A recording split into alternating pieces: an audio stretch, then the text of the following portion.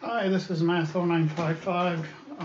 Today we want to do 9.1, which is a review of linear inequalities and also the application of inequalities to some business applications. So first we begin by just recalling how to solve linear inequalities. So we have problems like number 2 here on the side.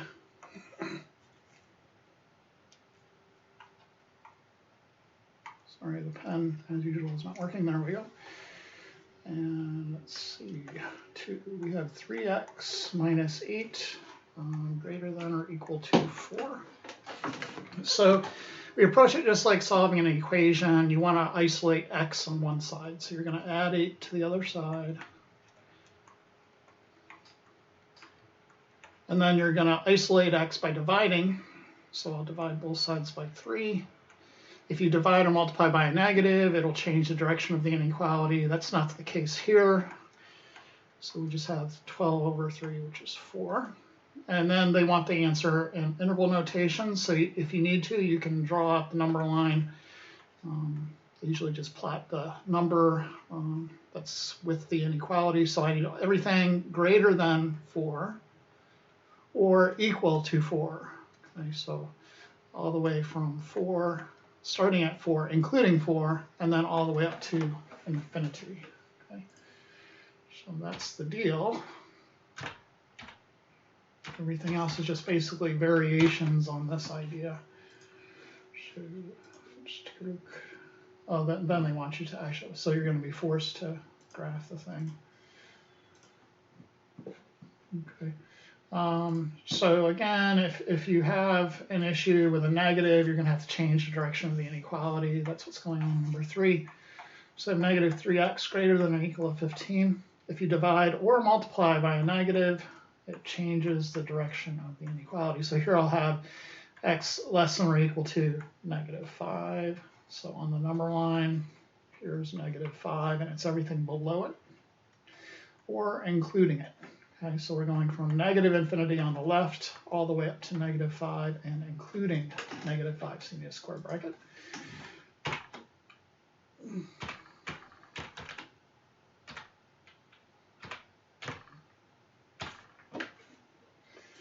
I want you to plot it, show WB, and then go on. Okay, so nothing really all that new, maybe some more complicated problems. Let's take a look at number 7. So this one looks like a bit more work. So 4 minus x plus 7 greater than or equal to 9 minus 4x. So you need to simplify both sides before you start moving stuff around. So here I'm going to distribute this negative 1. So it'll be 4 minus x minus 7 greater than or equal to 9 minus 4x. Then I'm going to combine like terms on the left. So negative x, 4 minus 7 is negative 3. I'm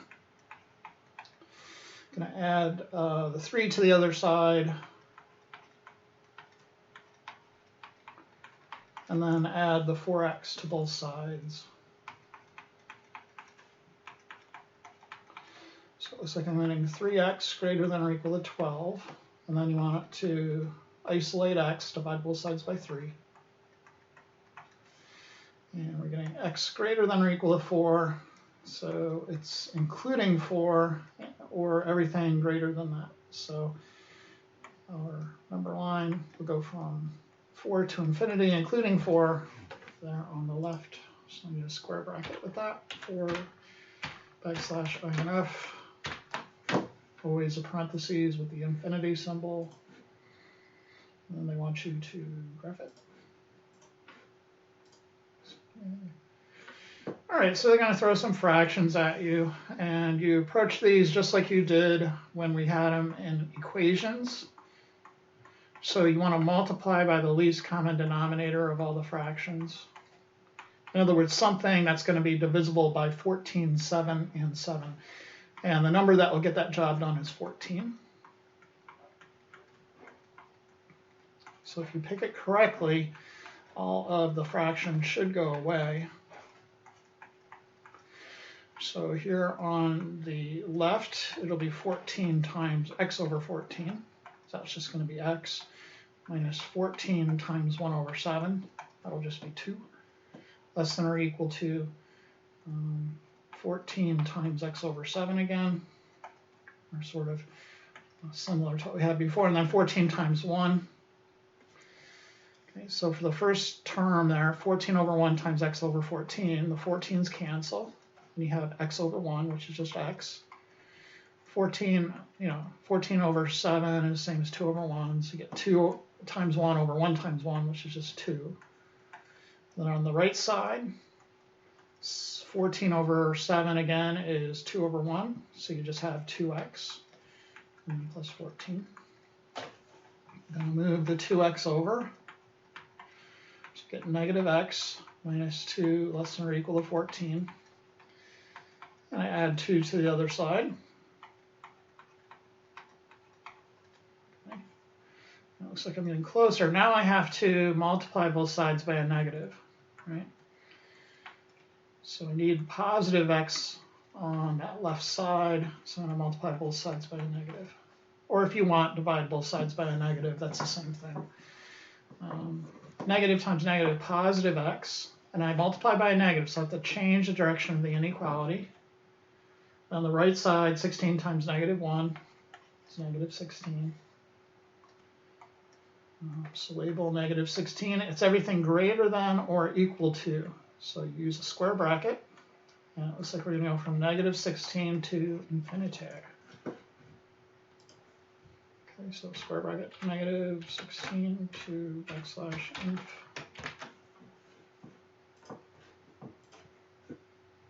And where are we? Negative 16.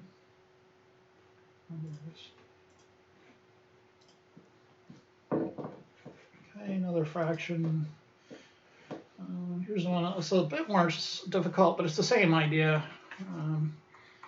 X minus 2 over 4 greater than or equal to x minus 1 over 6 plus 1 over 12. This time the common denominator is 12. So 12 is divisible by 4, 6, and 12.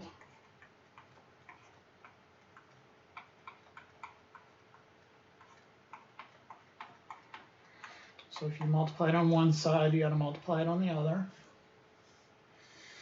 Then on this left side, you say, well, 12 over 4 is the same as 3 over 1, so we're just left with 3 times the x minus 2 all over 1. So we'll just do 3 times x minus 2, greater than or equal to. And if you need to distribute and do it term by term, that's fine.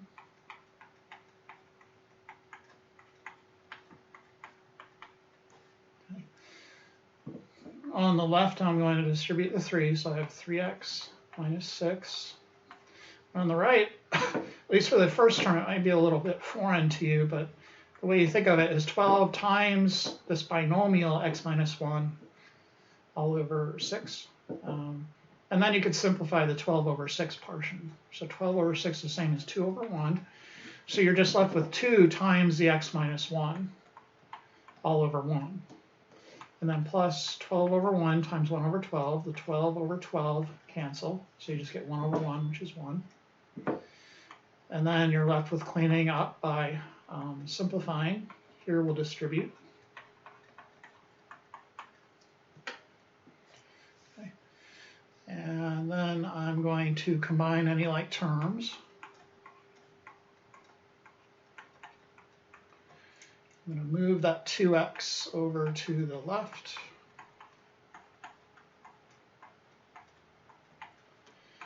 Add the 6 over to the right. And it looks like we have x greater than or equal to 5. We've yet to see kind of the open parentheses case, but that's okay.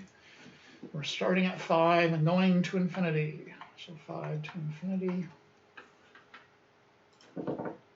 Square bracket 5 to backslash inf.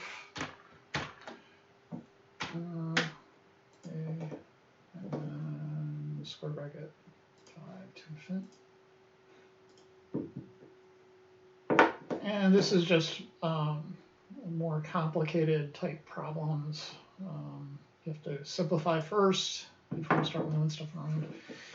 Here's one with some fractions. This time you don't really need to multiply both sides by anything.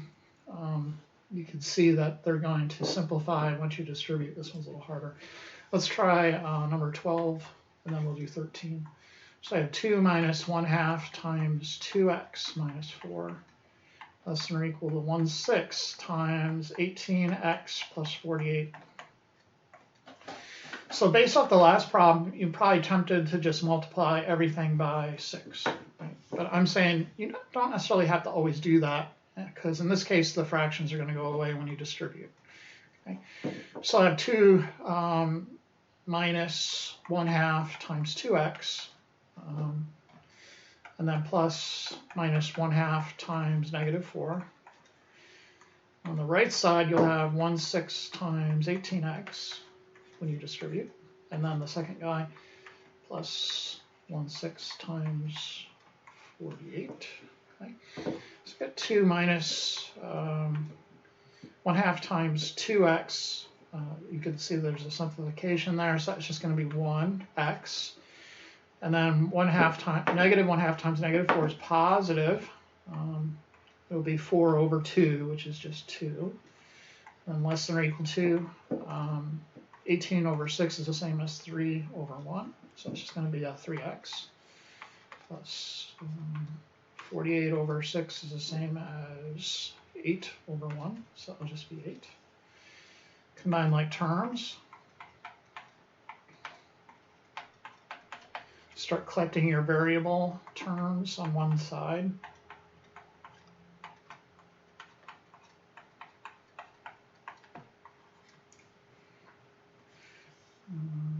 Isolate the variable term. Isolate the variable. I multiplied or divided. In this case, I divided by a negative, so I have to change the direction of the inequality. So x greater than or equal to negative 1. So I include negative 1, and it's everything above it. So negative 1 to infinity. Okay. So if I get negative 1 to \inf, open parentheses, always with infinity symbols. Looks like A. Next question. Okay, this one's a little bit more complicated because it has a lot of distributions, but you kind of work inside the innermost parentheses to the outermost parentheses. So here I have 4 times 5 times x plus 4 plus 7x plus 7. Okay, and then and this guy, I'm going to be doing this first, right? So I want to simplify inside the brackets first. Okay, and then the second one, I have 6 times 4 times x minus 6 minus 3 times 3x minus 4. So inside those brackets, I want to do these distributions. Okay. And then that will be less than 2 times 5x plus 34. And you could go ahead and distribute that one. Okay, but on the left there, you work on the inside the parentheses to the outside. So you're not going to distribute, for example, way over here on the left, you're not going to distribute that 4. Okay, you'd work on the inside first. So you're going to have the 4 on the outside still, and then distribute the 5. I have 5x plus 20, and then plus 7x plus 7. And then my next step, I'll combine like terms. Okay, for the second term, you'll have 4x minus 24 minus 9x plus 12. And then on the left side there, you have 10x plus 68. Okay, I'm still not going to work on the outside. You want to simplify the insides first. Okay, just like when you're working with an equation, you simplify the sides first. Okay, so here 5x plus 7x's is 12x's. 20 plus 7 is 27. Plus 6 times 4x minus 9x is negative 5x. Negative 24 plus 12 is negative 12. Everything else is just the same. Now finally you can go ahead and distribute this outer part. Okay, so it's 48x plus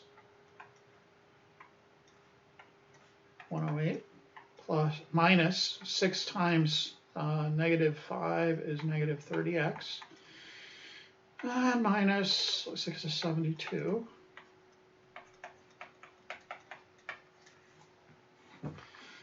And I'm going to get my calculator because I just don't trust myself that much anymore. I've learned over time not to trust myself. Okay, so anyways, well, I could do the 48 minus 30. That's just 18x. And then 108 minus 72. That's what I wanted. 36 plus 36 less than 10x plus 68. Minus the 10x on both sides. So that will be 8x plus 36 less than 68. And then I'm going to move the 36 over. So that would be 8x less than 32. And then finally divide both sides by 8. You get x less than 4. So there's 4. It's everything less than 4, and this time not including 4. Okay, so we use an open parentheses. So it'll go from negative infinity to 4 with an open parentheses. So let's see if we got it right. Inf, oops, inf to 4. Parentheses. Okay. So negative infinity to 4. Okay, and now we have some, they're kind of trying to get you ready for the applications here with this functional type problem. Let's try 15. So we have f of x given as 2/7 times 35x plus 42. And then we have g of x given as 1/3 times 15 minus 6x. They want you to find all x for which g of x is less than or equal to f of x. Okay, so to solve this problem, you're going to basically substitute. So you're going to replace f of x in this inequality with the 2/7 times 35x plus 42.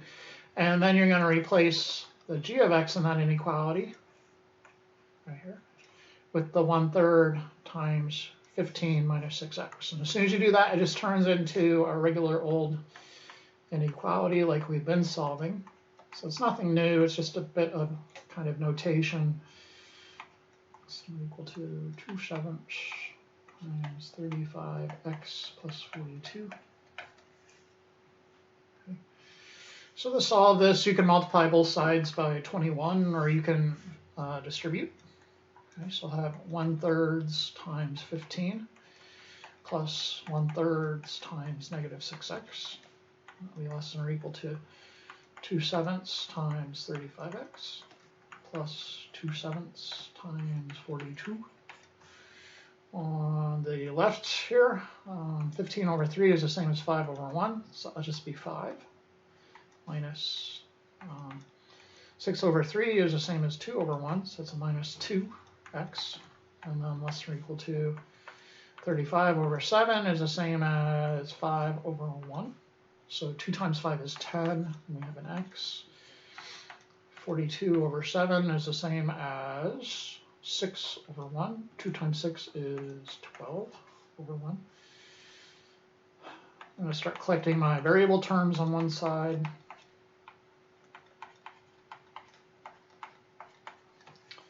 Then I'm going to move the 5 over.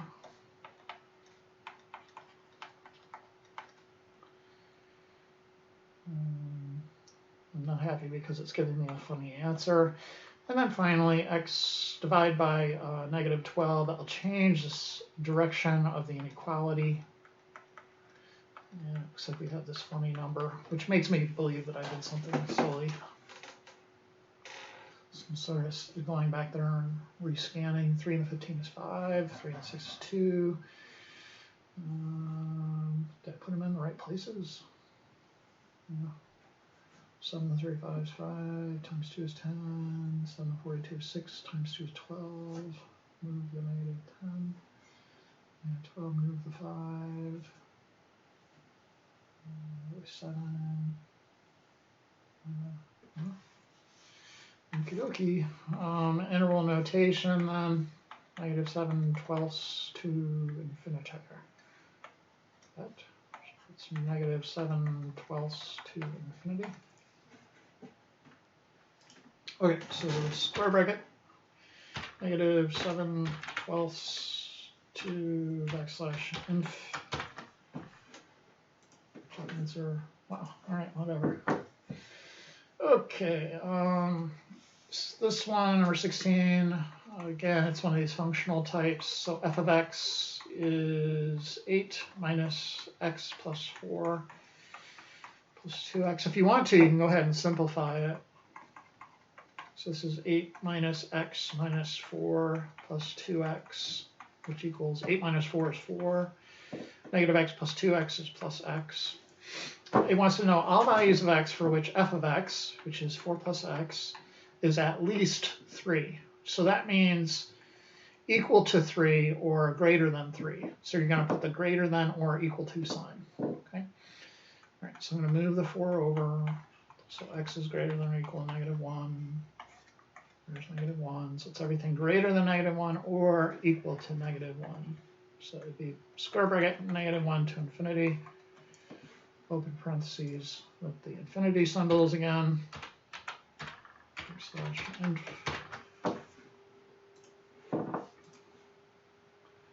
Oh, and finally we're into our application problems. So the deal with the application is that we have kind of a cost function. So usually it's how much it costs to produce a certain item. So you pretend you're at like the example we'll see is a canoe shop and you're building canoes. So the cost is going to be some down payment, which the book will call a fixed cost. So the fixed cost might be like setting up your factory. And then there's going to be a cost per unit. So maybe it costs like $20 in glue for every canoe, that you build. So that would be some cost per unit. So X is the number of units that you make.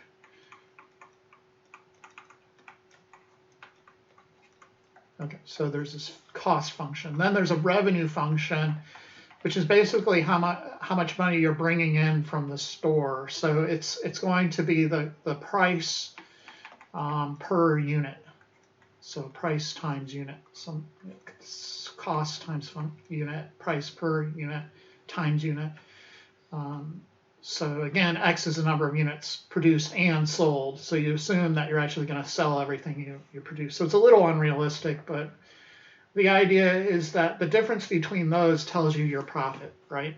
So the amount that, so the profit P of X is going to be the amount of money that you make minus the amount of money that you spend. So pretty simple. So in question 17, they give you the cost function, so $49,000 plus 19 times X. They give you the revenue function, and then they want you to find the profit function, which is just the difference of those two. So the profit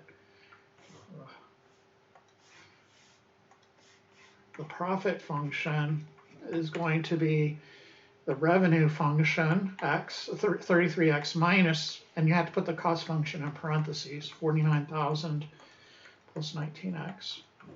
And then they want you to simplify it. Okay, so you're going to have to distribute this negative and combine like terms.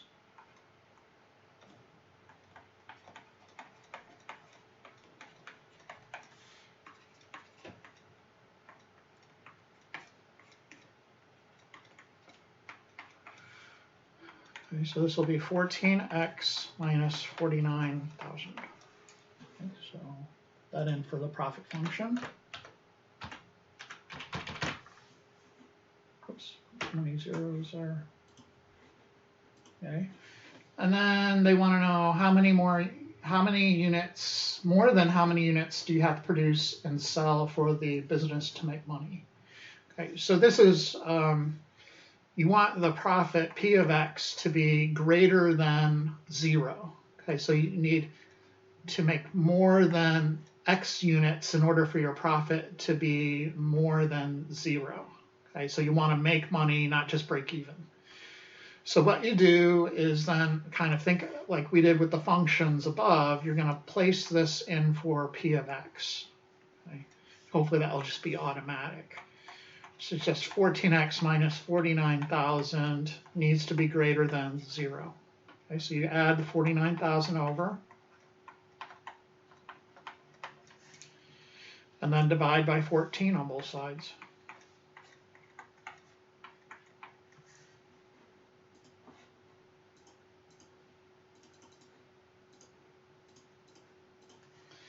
And so you're going to need to make more than 3,500 units.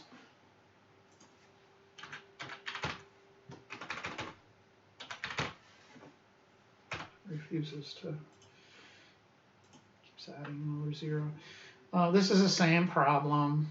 So you'll find the profit function and find where it's greater than 0. And let's see if we can find the canoe problem. Sure. So 21 is the canoe problem. Manufacturers, a company manufactures small canoes that have a fixed cost of 14 grand, and that costs $80 to produce each canoe. So that's your cost function. It's $14,000 down, so maybe that's your factory cost. And then $80 per canoe, so maybe that's glue and wood and stuff like that. The selling price, that's your revenue function. That is $160 per canoe, so that's how much you're selling your canoes for. And then they want, so they just want you to write these in first. So 14,123 plus 80x. That's my cost function. The revenue is 160x. And then the profit function is just the difference between these two. And so the money you make, and then you take away the money you spend. Okay? So in our case, that will be 160x minus, and you need to put this in parentheses, 14,000 plus 80x. And then we're going to distribute and simplify. So I have 160x minus 14,000 minus 8x.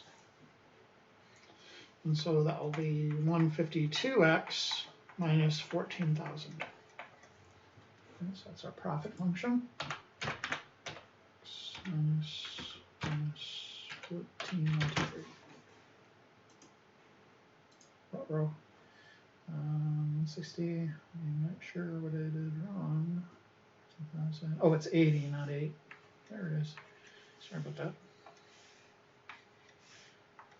So that must be 80.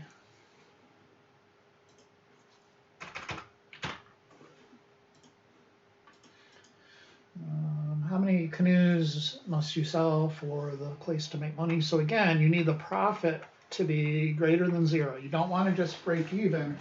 You want to make more than $0, right? You want to make some sort of money. Okay. So I'm going to take the 80x minus 14,000, put it in for P of x. That'll be greater than 0. Add the 14,000 over, divide by 80. Trying to put 8 in there again. So you have x greater than, let's see, 14,123 divided by 80 is 175. So I need to make more than 175 canoes. Oops.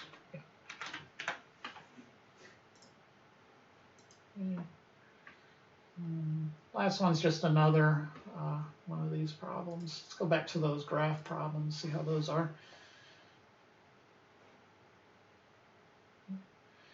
The bar graph, which is number 20. The bar graph shows the annual per capita consumption of 12-ounce servings of carbonated soda in a country for 3 selected years. The data displayed by the graph can be modeled by the formula S equals negative 5x plus 579.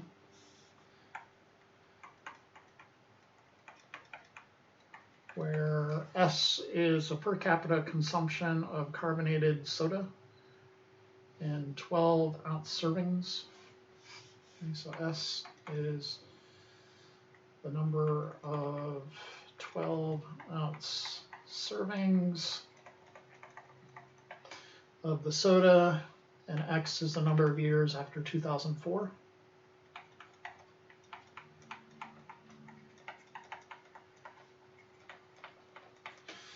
Okay, what's the slope of the model and what's it represent? Well, the slope is the number in front of X, right? So it's this number. Sorry, my 5 looks like an S, but the slope is -5. We could rewrite that as -5 over 1, and what that is the change in Y, or in this case, the change in S, all over the change in X. So that triangle symbol means change, but it's really just rise over run, right? The change in height over the change in left, right. Okay? The change in the amount going to the right, basically. So rise over run. But in this context, the rise is the number of 12-ounce servings.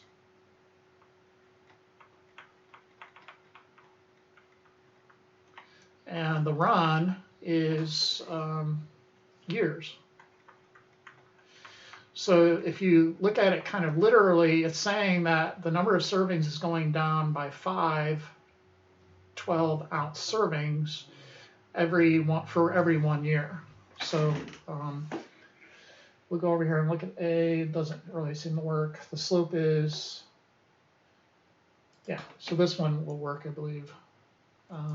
So the slope is -5, which means that the per capita consumption of carbonated soda is decreasing by, and you don't put -5, you just put 5, because it already says it's decreasing by. So it's decreasing by 5 12-ounce servings per year on average. Use the model and the inequality to predict in which years per capita soda consumption will be less than 454 12-ounce drinks. Okay, so I want -5x plus 579, the formula for the number of 12-ounce servings consumed, to be less than 454. Okay, so you just subtract 579 from both sides, and you'll have -5x less than, -125, and then divide both sides by -5. That will change the direction of the inequality. So that will be 25. So it needs to be 25 years after, okay? More than 25 years, basically.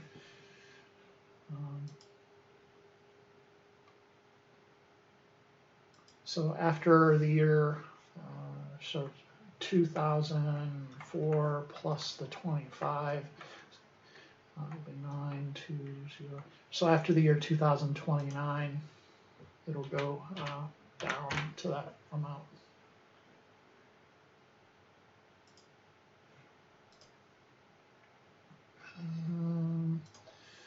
Let's look at number 19.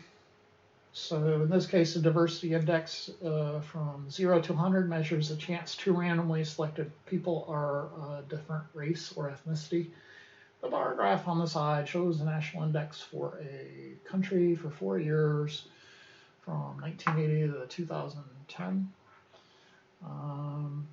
The data in the graph can be modeled by the formula, so this is problem 19.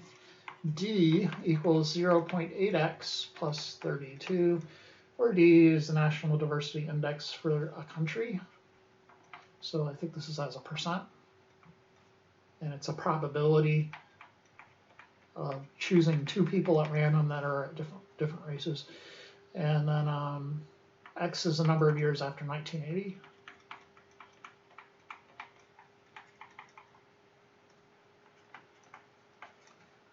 Okay. How well does the formula for the national index, so how well does the formula model the national diversity index for 2010? So what you're doing is plugging in X equals how many years 2010 is after 1980, that would be 30. And you're going to plug that into this formula and see how well it conforms to the bar graph value. So the bar graph value for 2010 is 56. So our model is going to give us 0.8 times 30 plus 32, which is 56. So 56%, which is exactly the same as the bar graph over there, which is the actual data. Okay, so it's exact. Okay. Use an inequality to determine which year the diversity index will exceed 64. So this is another inequality type problem. You want the D function to exceed 64. So you just set up the inequality and solve for x. So you get 0.x minus 32 on both sides. So it's greater than 32. Divide both sides by 0.8. And x will be greater than, is it 40?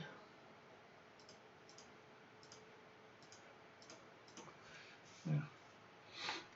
So after the year, I guess, 2020. So you just take the 1980, and then this is 40 years after 1980, which will be 2020. So the solved inequality, this is a little weird. I think you have to type in the, well, I know you have to type in the inequality, but it doesn't happen. So x is greater than 40, and that will happen, so this stuff will happen after 2020. So you really have to type in that resulting inequality that you get when you solved it. Okay. I hope, yeah, okay. That'll do it. I hope this lecture helps as usual, and I will see you next time.